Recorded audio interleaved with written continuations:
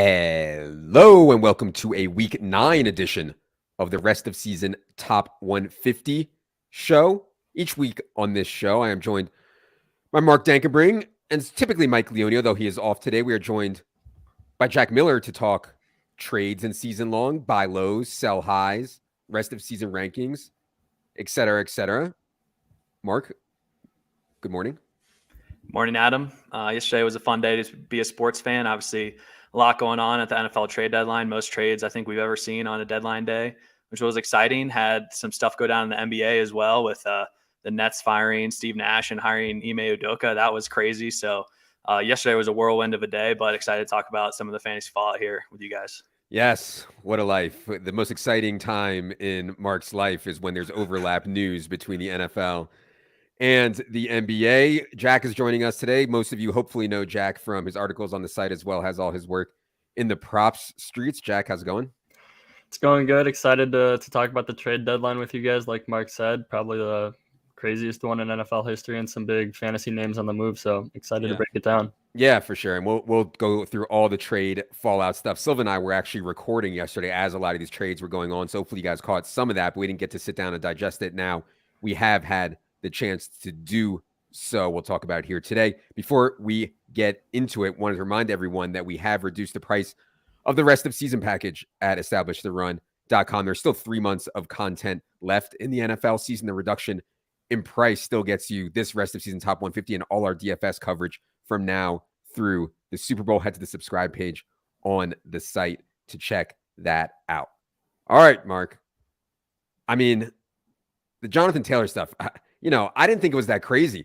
We all said, I think everybody at DTR said, if you have number one pick, you shouldn't be taking Jonathan Taylor. You should be taking Christian McCaffrey. And you would have thought that we told these people that we were having intercourse with their mother. I mean, these people were so angry about this take. I didn't think it was a crazy take at all, but Jonathan Taylor, I didn't think that anything would be this bad for Jonathan Taylor. Now, in theory, Nyheim Hines being gone is good for Jonathan Taylor. I'm not sure it's that clean, though. What do you think about the Nyheim Hines trade, JT's ankle, everything else going on with Colts running backs?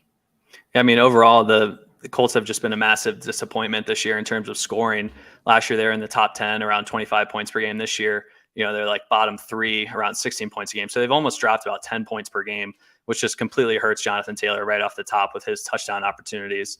I do think, Nyheim Hines getting traded does potentially help his pass game workload a little bit, but Taylor is banged up. He's going to miss practice again today.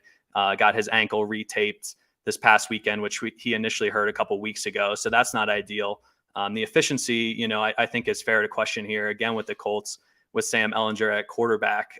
Thorman and Leone mentioned in our Slack earlier today that the Colts still did run at an elevated pace, which was nice to see with Ehlinger. They just didn't have, the success that we were looking for. So they ran their fewest plays per game in, the last 6 weeks. So that was tough to see. But, I think Deion Jackson is going to be a low-key decent winner here. I know we're going to hit on that a bit with Hines gone. He should step into the role. We saw him really capitalize in that role, when he played in Denver. And then the following week when both Hines and Taylor were out, he came in and I think caught 10 balls. So, clearly showed he can play that role.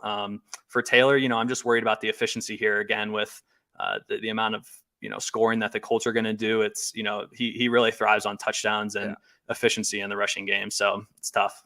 It's like, why was Jonathan Taylor so good in fantasy last year?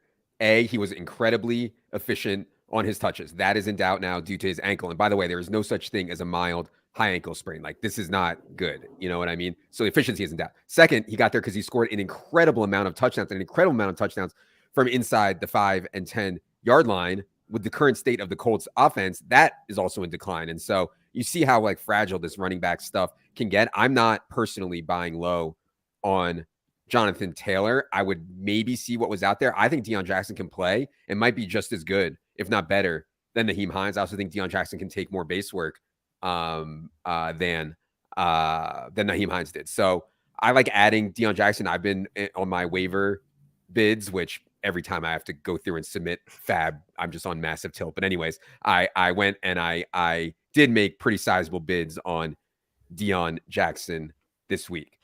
Yeah, and just to wrap it up, the Jonathan Taylor led the NFL last year with 41 rush attempts inside the 10-yard line.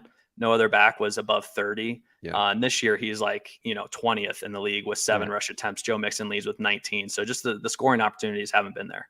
I find it so fickle. Like everybody's like, Joe Mixon sucks now. He has 19 carries from inside the 10-yard line. He can't score. This is the same exact story I heard about Miles Sanders last year. I heard about Alvin Kamara earlier this year. It's like the touchdowns. It's so hard to project them. The difference between, Joe Mixon getting in and not is like a pass interference call in the end zone or not, or if Joe Burrow gets pushed out at the 1-inch line or if he doesn't, and it's like the touchdown stuff is so incredibly variant year to year. Anyways, I'm getting a lot off my chest here today. It already feels good.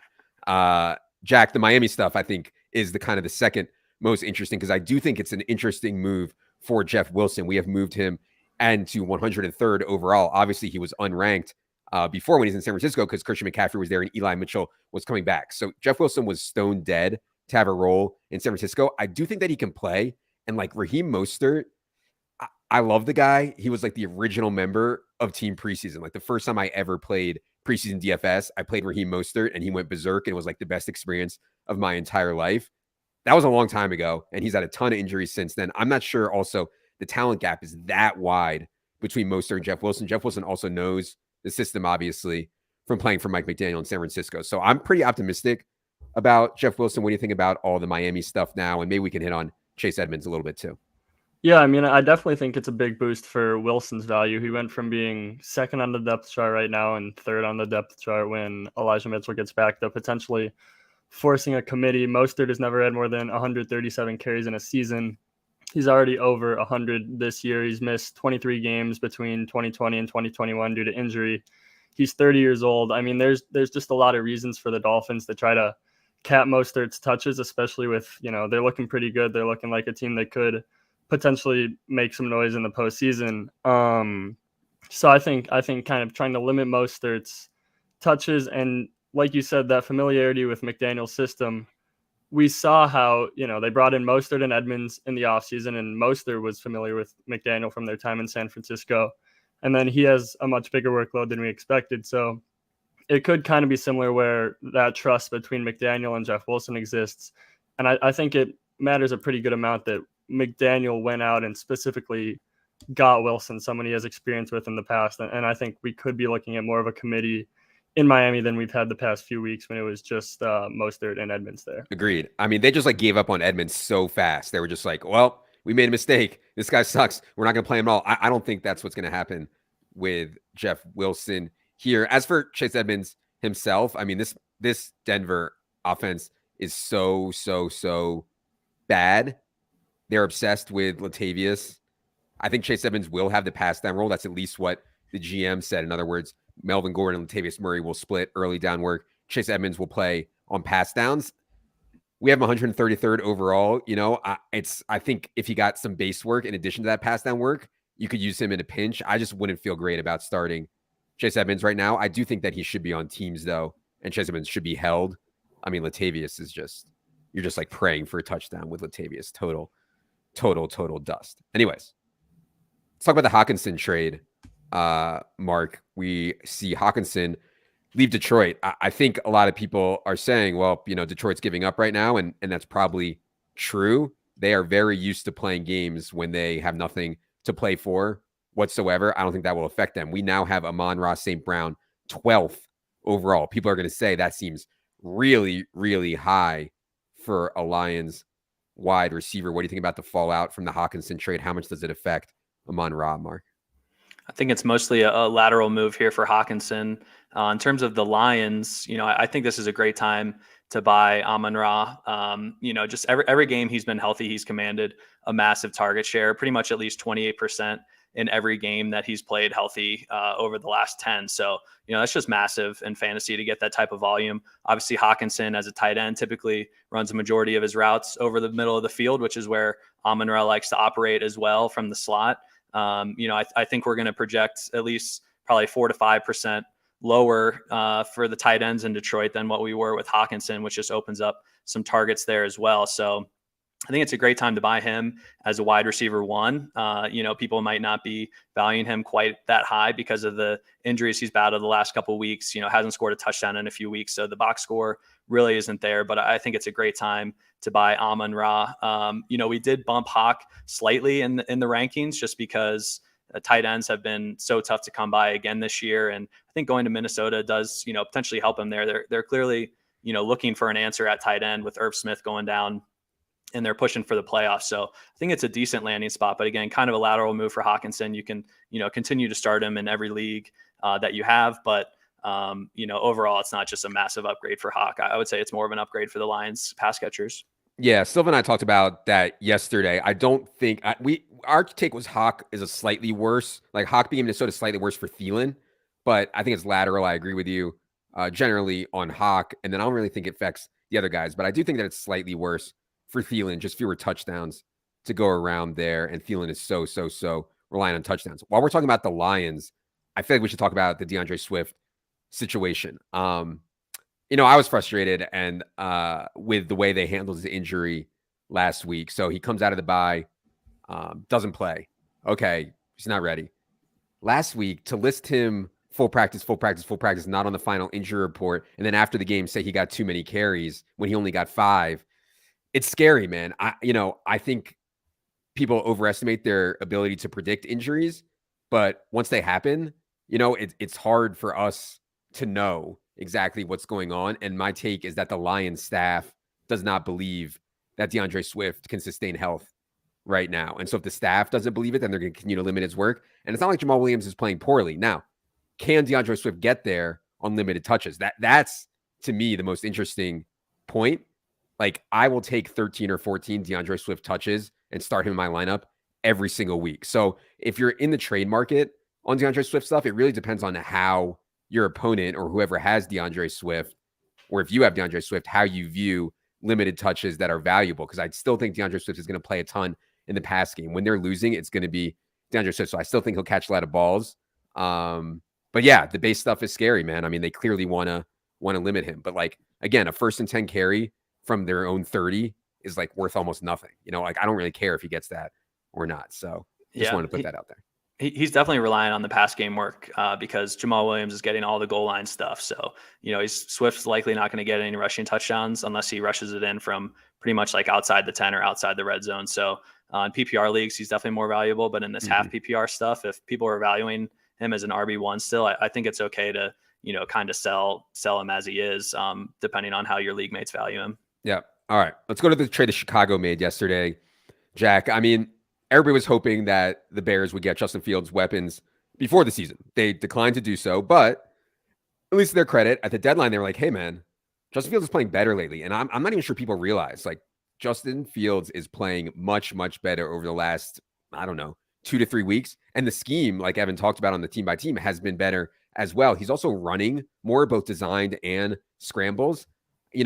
I said yesterday, I thought he could be a top 12 quarterback the rest of the way now that he has Chase Claypool. Maybe that's too aggressive. I think top 15, though, for sure. We have him QB 14 here in the rankings. Justin Fields is like what everybody wanted Malik Willis to be last week. He has poor weapons. He's questionable as a thrower, but he runs. And Justin Fields actually has been completing passes. Does Chase Claypool make a big enough difference now for us to reliably be able to start Justin Fields in season-long formats? I'd still be, I think, a little bit queasy about it, but it certainly helps. Jack, what do you think about Claypool in Chicago and any Fields stuff? Yeah, so I think for Fields, I think he's right on that fringe of the top 12 quarterbacks. Like you said, I don't think he's a guy I'd want to start every week, but I think maybe in a good matchup, or if we see them really start to let him throw more, as we have kind of been trending over the past month. He's averaging about 23 pass attempts over the past 4 games after he threw fewer than 20 in each of the first 3 games. He's also averaging 10.5 carries and 6.6 yards per carry over the past month. During the first 4 games, both his rushing volume and efficiency was worse. So I do think the past month has been very encouraging, obviously, and then the addition of Claypool might encourage them to throw more now that they have 2 actual NFL starting caliber receivers on the outside rather than Dante Pettis, N'Keal Harry, Equanimeous St. Brown, etc. So definitely think Fields is right around that QB 12, QB 14 area where you can start him, but you're not like going out of your way to start him every week. And then for Claypool, I think it's like a slight boost just because there's a little more uncertainty. And in Pittsburgh, he wasn't really a fantasy relevant option. So maybe this change of scenery will get him to that point where he can have a pretty dominant target share in Chicago. Maybe not right away, but once he gets acclimated to the system. So I think maybe on like a median basis, it doesn't really boost his value that much, but it kind of adds some uncertainty and widens his range of outcomes. And that kind of makes it a positive move for him, if that makes sense. Yeah. My concern on Claypool is that maybe he's not that good. In other words, Pittsburgh is one of the best organizations in the NFL at evaluating wide receiver talent. They had Chase Claypool for the last, 2.5 years. And they were like, oh, let's trade him. And to their credit, they got a second round pick. So that's great value, I think, that they got for Chase Claypool. But it's a little bit concerned that maybe he's just not good enough. And now he has, shaky quarterback play, I would say, although not dead quarterback play. But yeah, I think it's an upgrade for sure on Chase Claypool. I'm curious what you think about the George Pickens and Deontay Johnson stuff now, Jack, because we were debating a little bit internally about how much we should change George Pickens' ranking. You see here, he's still 76 overall. We were already pretty high on him. I don't think we should move him up anymore. And we didn't, because Pickens was already playing literally every single snap. Like, you have to be careful about guys getting role changes. Did George Pickens get a role change as a result of the Chase Claypool trade? Absolutely not. He was already playing every single snap. He's not going to start playing the slot. However, is Chase Claypool more likely to command first looks, to command targets than Steven Sims or whoever plays in the slot now for Pittsburgh is? Yes, clearly. So maybe there's more chance of a George Pickens there. What do you think about Pickens and Deontay going forward? Any other Steelers fallout, Jack? Yeah, I think it's a boost, like you said, but Pickens has been out there every play, and he's averaging 1.14 yards per out run, and I think around 0.14 targets per out run. So now he's competing with Steven Sims and Gunnar Olszewski for targets, so he should see more targets, and he's going to be out there every play, like you said. But it's hard to get overly excited about him when he just has not shown the ability to command targets so far. With that being said, he is a rookie, and they tend to improve throughout the season. Yeah. He's out there every play, so there's definitely reasons to be bullish. I just think you have to be careful about keeping your expectations in check for a guy who thus far has not really commanded targets at a fantasy relevant basis. Right. I don't want to say bad things about George Pickens. I guess my point is we already had him high, right? And people are like, oh, why didn't you include George Pickens in your video or whatever? Like, we were already on George Pickens improving and getting better at the end of the year. We didn't want to move him up even more here. Let's get to a move that went down last week, Mark, here with Kadarius Toney going from the Giants to the Chiefs. The Chiefs, they gave up a lot. I mean, not a lot, but a 3rd round pick and a 6th round pick. I mean, that is a decent amount to give for Kadarius Toney. Now, the question is this a long-term play, or should season-long people be aggressively trying to get Kadarius Toney right now? What do you think about how much Toney can play and how quickly can he play here? How should season-long people be thinking about that, Mark? I definitely think it's a big boost for his dynasty value. In terms of the short term for this season, I don't see it as too much of an upgrade. Obviously things were not going well with the Giants. Was barely on the field. Issues in the locker room, issues with his hamstrings, just not being able to practice or get on the field. So at least in Kansas City, it looks like he's going to be healthy. He'll practice and get mixed in this week. So at least he'll be on the field. That's a little bit of an upgrade, but there's just so many mouths to feed there in Kansas City that I'm not super optimistic that Toney is going to come in and see any more than, 4, 5, 6 targets at the most, especially in the first couple weeks. So we have him pretty far down our rest of top 150 list here, kind of behind Marquez Valdez-Scantling. I think those two could be interchangeable here, but there's just not enough volume to go around in Kansas City. If someone goes down in front of him, let's say Juju or Kelsey gets hurt and there's more targets available, sure, that's great. But I think, at least for the next couple of weeks, we can expect, again, like 4 to 5 touches a week. And, that's about it. The volume just isn't quite there. Yeah, I think it'll be ramped up gradually, just like Andy Reid said. In other words, this week, I think we're projecting him for 2 targets, but the week after that, it could be 3 and then 4, and it can rise from there, obviously, depending on how well Kadarius Toney is able to play. I guess the only point I would disagree with Mark at is I thought Toney was dead with the Giants, literally dead. They hated him. They didn't even want to play him. he wasn't part of the culture fit or whatever they wanted to say. Ronon's been speculating on this for a while. These two teams engaged in trade conversations for Kadarius Toney all the way back in August, according to, I forget who that was. Some national reporter tweeted that. So yeah, I think it's a big upgrade. Just be on a team that wants you, man. Like, be on a team that wants to actually play you. And I think that's a big thing for Kadarius Toney. I have Kadarius Toney like every best ball team with my Danny Dime stacks, which sounds ridiculous now in hindsight. But yeah, so I'm hopeful. But I kind of agree with Mark that it's asking a lot for him to come in midseason and overtake Juju, MVS, and Hardman quickly. I think you're asking a lot, but it's certainly not possible. So certainly possible. So something to monitor for sure. All right, Jack.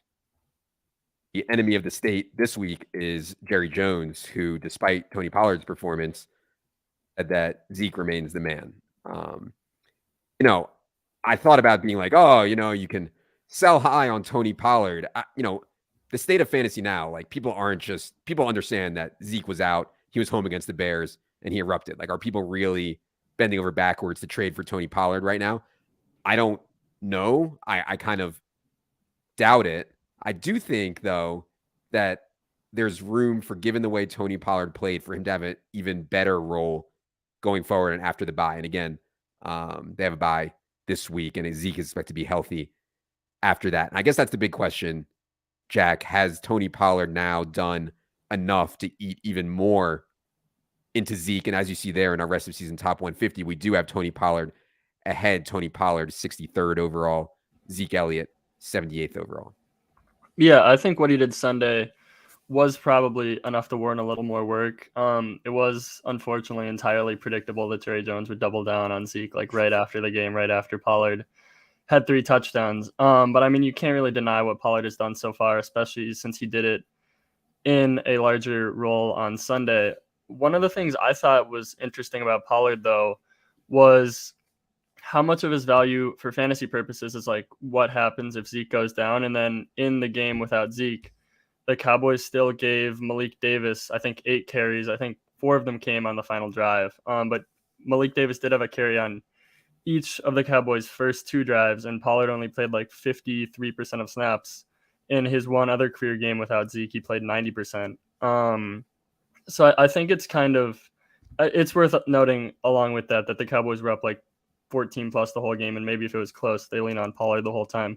Plus, Pollard did get goal line, and he did get more passing down work than Malik Davis. But I think it's kind of like bittersweet for Pollard in that he probably earned more work with healthy Zeke, but that Malik Davis usage to me was a little bit discouraging for his contingent value. Yeah, I hear what you're saying, but I also think that the point that if the game was close, like, they would have rode Pollard harder. I think. But yeah. I think so too. I think so too. It's just the one other game without Zeke in Pollard's career, he played like literally 90% of snaps, and then Malik Davis got a carry on each of the Dallas's first 2 drives. So I still think Pollard's like a top 10 running back. I just don't think maybe like the top 3 or top 5 expectations we had would be there as much. Yeah, he's just so good though, man. Like, and I don't get into the whole talent thing, but I mean, you'd have to be blind to not see how good Tony Pollard is when he gets the ball, and his ability to get into space in the pass game as well, where Zeke has been so bad this year. Let's go to the Baltimore stuff. I find this interesting. Mark Andrews, so they have a bye coming up, not this week, but the week after. Mark Andrews is, I mean, legit banged up, man. I mean, he came into that game last week with a knee issue, and that may have limited him the week before. Then he gets the shoulder issue. I think he'll end up sitting this week. I could be wrong. I think he'll end up sitting. But now we also have Rashad Bateman out for an extended period. And given the way Isaiah Likely's been playing, I kind of think Isaiah Likely is going to have a role regardless of Andrew's status. And he'll obviously have a huge role when Andrews is out. And at tight end, where I'm just like scraping so hard. I mean, my God, imagine how much of a boner you have right now if you have like Greg Dulcich. You know what I mean? It's like, it doesn't take a lot to get excited to have tight ends. So I kind of like Likely as an ad and a stash here, where you can see what develops with Mark Andrews' health, see how they play it without Bateman. Maybe they're just like, screw it, man. Let's just start playing Isaiah Likely as a wide receiver now. We don't have Bateman. We can't do anything with Duvernay and Prochet and these other guys. So I don't know, Mark, what do you think about everything going on with the Ravens right now? I definitely want to pick up Likely where you can. This week there's 6 teams on bye. Tight end has been, horrible. I think your assessment of, Andrews potentially sitting this week with the bye upcoming the following week is a sharp one. He's got a couple injuries that are nagging now. So I think giving him a week off, he could potentially, benefit from that. So I do think picking up Isaiah Likely is a good move. In terms of, whether they're going to play him once Andrews is back, I think that's a leap of faith just based on what we've seen, up until this point. He's been like under 30% of snaps in pretty much every other week that Andrews has been there, at least, the previous like 3 to 4. So, we haven't seen it. It does make kind of logical sense. They need receiving help, but they did sign Deshaun Jackson. So, even though he's super old and may only have 1.5 hamstrings, he's going to factor in a little bit, but he's definitely Isaiah Likely, definitely someone I want to pick up and hold at a minimum. And I do think, there's a good chance he could be startable this week without Andrews. I think I would have to see it to believe it, to start him when Andrews is back, that they would play him more, but definitely a good stash with how weak tight end has been.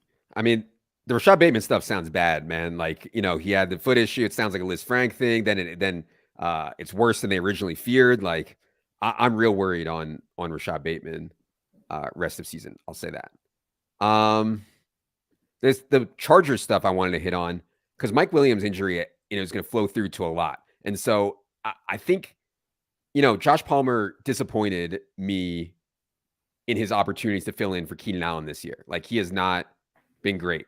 Maybe he's better as the direct backup to Mike Williams. And Mike Williams is going to be out, weeks, they said, not days, weeks, plural. So it's a really big opportunity for Josh Palmer to get out there in the big Mike role and do some things. If Josh Palmer's on waivers, I would be like trying aggressively to get Josh Palmer. Any thoughts there, Jack? Anything else on the Chargers you want to mention? Yeah, I definitely think Palmer should be rostered in all leagues. He's going to be the wide receiver 2 for next 3-4 weeks at least there. But I think there's a pretty good chance based on what we've seen from Palmer that it is just like Keenan Allen and Austin Eckler. But with that being said, like there's still a chance for sure that Josh Palmer has more success filling in for Big Mike than he did for Keenan. So yeah. Agree on all fronts. Okay. Mark, I wanted to get to the Panthers running back stuff. So the thing about having a running back that's like good in a lot of the teams that I have is hard to trade them because like I don't have a lot of running back options because I was so wide receiver heavy in my drafts, right? And I know I made this point last week. So like if I have Dante Foreman, which I do in some leagues, it's like, yeah, I think he's a sell high. I do. But my God, can I really give up a running back who can get 20 or 25 touches in a game? I don't know that I can afford to do that. So it's a tricky spot for trades in a stone vacuum, though. Like, obviously, Atlanta's defense is awful. Chuba Hubbard didn't play. Going forward, Carolina's going to have tougher matchups. Chuba's going to be in there. Foreman can certainly ball, though. I still feel like he's a sell high, given what he's done the last 2 weeks, though, in a vacuum, if that makes sense. What do you think about the Panthers stuff in the backfield, Mark? I agree with you. It is tricky, and I have Foreman on several teams where it's awesome to slot him in as RB2. You feel great about it, especially after scoring 3 touchdowns this past week. But Chuba Hubbard did miss, when the first game without McCaffrey, Hubbard got the first crack at touches. And so I think when he's back, at a minimum, it's going to be a timeshare with, at worst, Chuba getting the majority of touches, or at least, about like 40% of them. So we are still talking about the Panthers here. Obviously, they did have a good game against the Falcons, but unfortunately, they don't get to play them every week. But the Panthers do have some, nice running back matchups coming up. They're at the Bengals this week, which has been solid because the Bengals are missing several key defensive linemen. They play the Falcons again in 2 weeks, and then they play at Seattle, and then they get Pittsburgh and Detroit leading up to the fantasy playoffs and in the fantasy playoffs. So, in terms of selling high, it's definitely a tricky decision. I would personally, I'm going to be monitoring, the practice reports with Chuba Hubbard. If he comes back this week, I think now is a decent time to sell on Foreman kind of before we see a game with them mixed in together. If Chuba misses another week, I think I'd rather hold on Foreman. Hopefully he can put up another strong performance, kind of win the job a little more, maybe win some more work, and then, has some favorable matchups down the stretch. Because as you mentioned, we're desperate for running back help right now.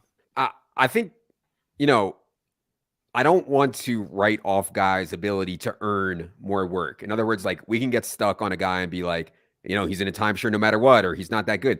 Guys can get better and guys can earn more work. Given the way Dante Foreman has played the last 2 weeks, I don't think it's crazy to think that the gap between Chuba Hubbard and Dante Foreman the rest of the year could be like 80-20. Like, would that shock you? You know what I mean? Like, he's played well enough, I think, to do so. So just because before Chuba was mixing in for 40 or 45 or whatever, that doesn't mean it's going to be that way the rest of the year. So that's another reason why I think it's kind of a tricky spot for Dante Foreman. Like, I could see him playing well enough to actually run away with it, especially on base downs and especially around the goal line.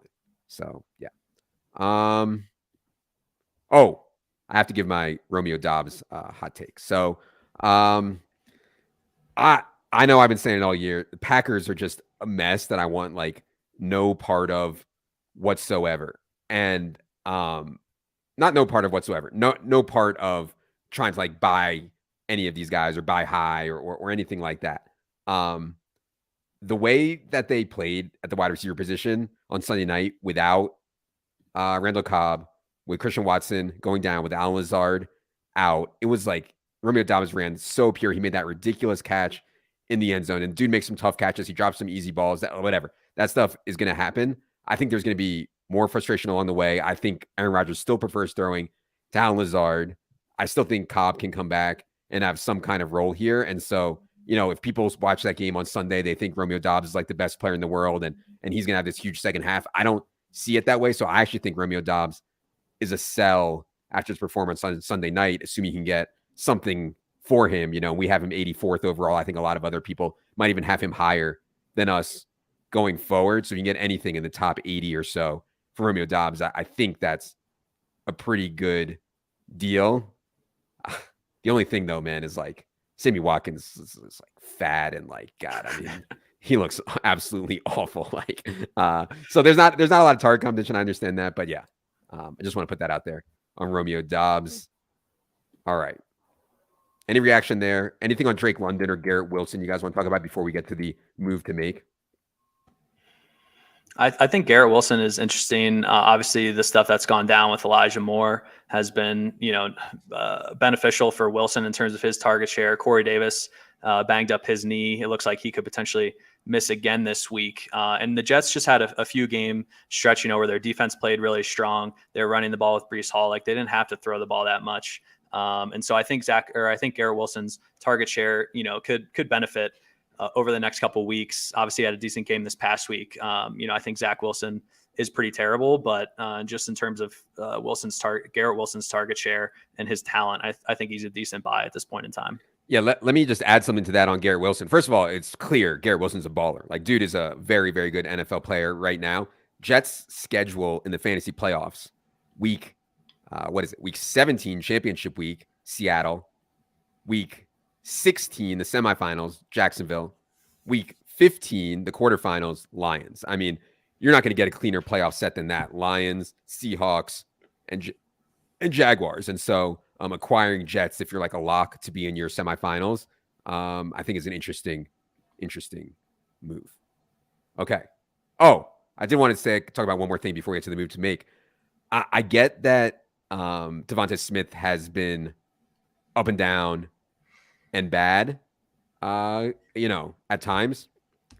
I don't think that it's like AJ Brown is just going to run away with targets here. And maybe I'll be wrong, but I think it's going to be variant. Some weeks Devonta Smith will lead the team in targets. Some weeks it'll be AJ Brown. It'll just be like take what the defense gives them type stuff, not like pure full-blown alpha on AJ Brown. And that's no disrespect to AJ Brown. I absolutely love AJ Brown. He's an incredible player. I just also like Devonta Smith a lot. And so if people are giving up on Devonta Smith, you see we still have him ranked 51st overall here. And so I bet that's higher than other people after what Devonta did this past week. Okay. Just had to get that off my chest. Oh, Brian with the question. Brian, he says, what kind of level player do I aim for when trading away JT? What a brutal year to win the 1.01. Brian, you weren't listening. You weren't on TikTok. You weren't on YouTube. You weren't on Twitter. We were getting flamed for telling people not to take Jonathan Taylor first. I mean, absolutely insane. But yeah, trading away JT, we talked about it at the top. I don't know, Mark, do you have any ideas of what people would even aim for if you were selling JT? I just don't think I'd be selling this low right now. Like, this has to be like the low point almost. Although maybe the Hines trade gives the trade market some juice. I don't know. Do you have any ideas for who somebody could trade for if they have JT? Yeah, I think some people still are anchored to him being, the best fantasy player like coming into the season. So I do think people are valuing him as like a locked in RB1. In terms of trades, it's definitely a little tricky. If you could get someone, man, I don't know, like, would you guys trade him straight up for DeAndre Swift? Those are two guys struggling, like potentially there. Maybe Kenneth Walker, but he's played so well. Just looking at guys in our rankings, maybe, an injury if you're doing okay and you can trade for Jamar Chase, like I think that's, a sharp play for the playoffs if you're destined for the playoffs. But I do think in general, like the public is valuing Jonathan Taylor probably higher than we are. So I do think it's a decent time to sell. Again, it all just kind of depends on your league and what your roster needs. Yeah, it's rare that I try to get 2 for 1, but assuming your team is thinnish because you took Jonathan Taylor first overall, I wouldn't mind getting like 2 players back for Jonathan Taylor. In other words, like, hey, listen, give me Damian Pierce and Keenan Allen or something like that. Like give me 2 good players for what is perceived to be a top 5 asset still. All right. We've buried the lead. Everybody wants to know, what is the one move to make for this week? I think we ran pretty pure on them last week. At least I did. I ran pretty pure on mine last week because I think I said buy Tyler Boyd, and then we get the Jamar Chase news. So that was a good run out for me on my move to make last week. Mark, I'll give you the floor. Awesome. Thanks. This one is a little counterintuitive, and I battle with it a little bit, but I'm going to say sell Keenan Allen. And this kind of plays off, Adam, what you said with DeAndre Hopkins a few weeks ago when he was coming back. I think the perceived value on Keenan Allen here could be as high as it gets all season. The Chargers are coming off their bye. He's missed several weeks with a hamstring injury. People are expecting him to be fully healthy.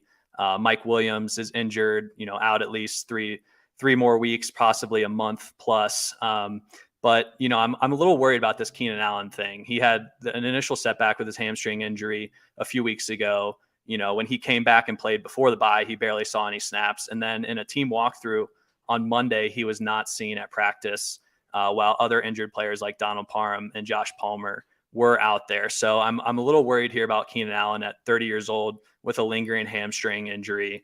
I think this is a good time to sell him. I think, people are valuing him as a wide receiver 1 or, low end wide receiver 2. So I think just kind of capitalizing on that value at this point is a good way to go. And so I'd sell Keenan Allen at this point.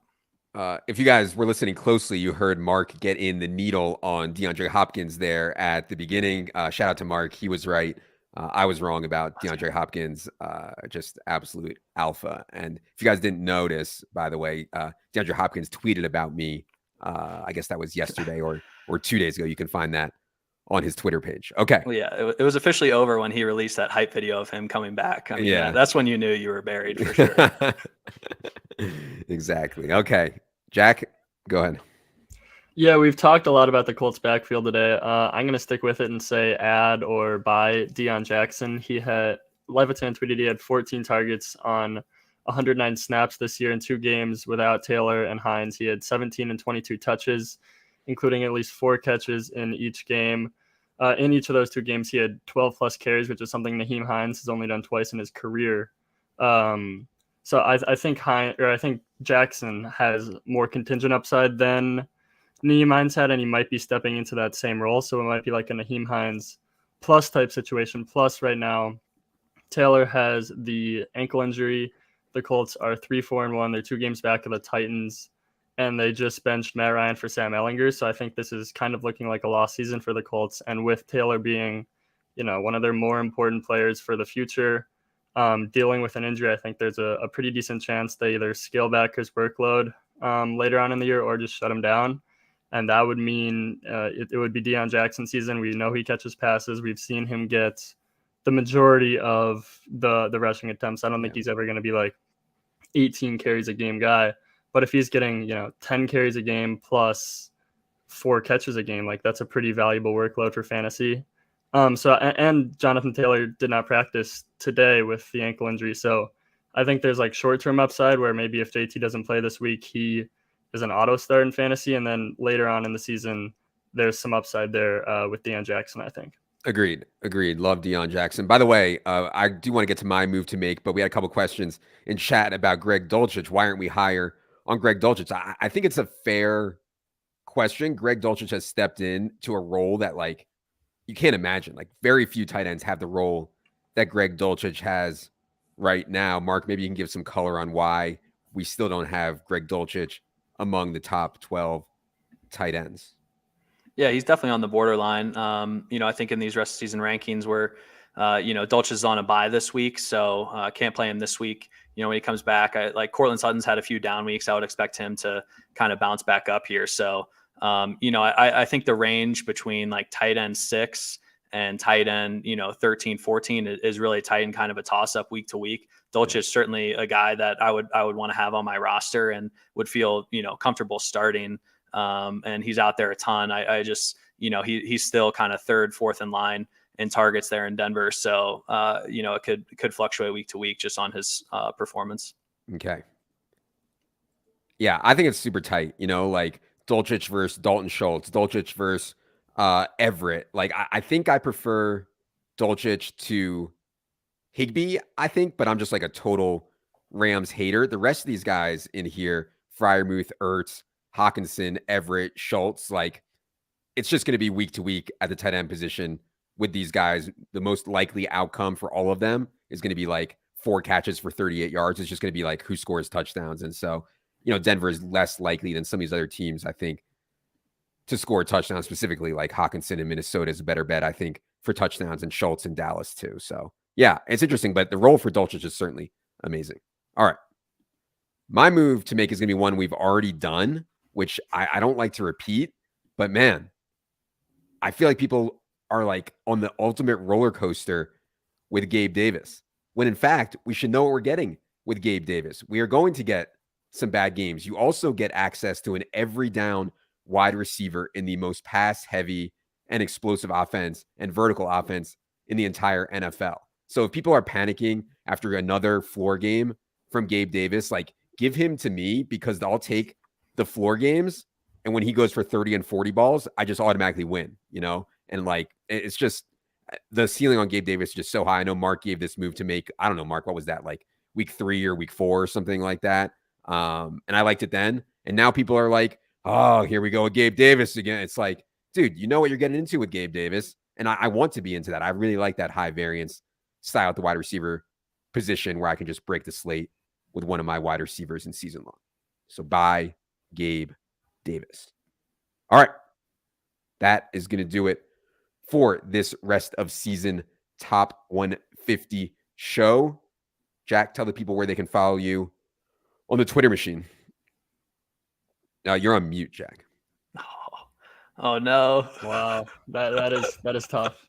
But you can find me on Twitter at JackMiller02.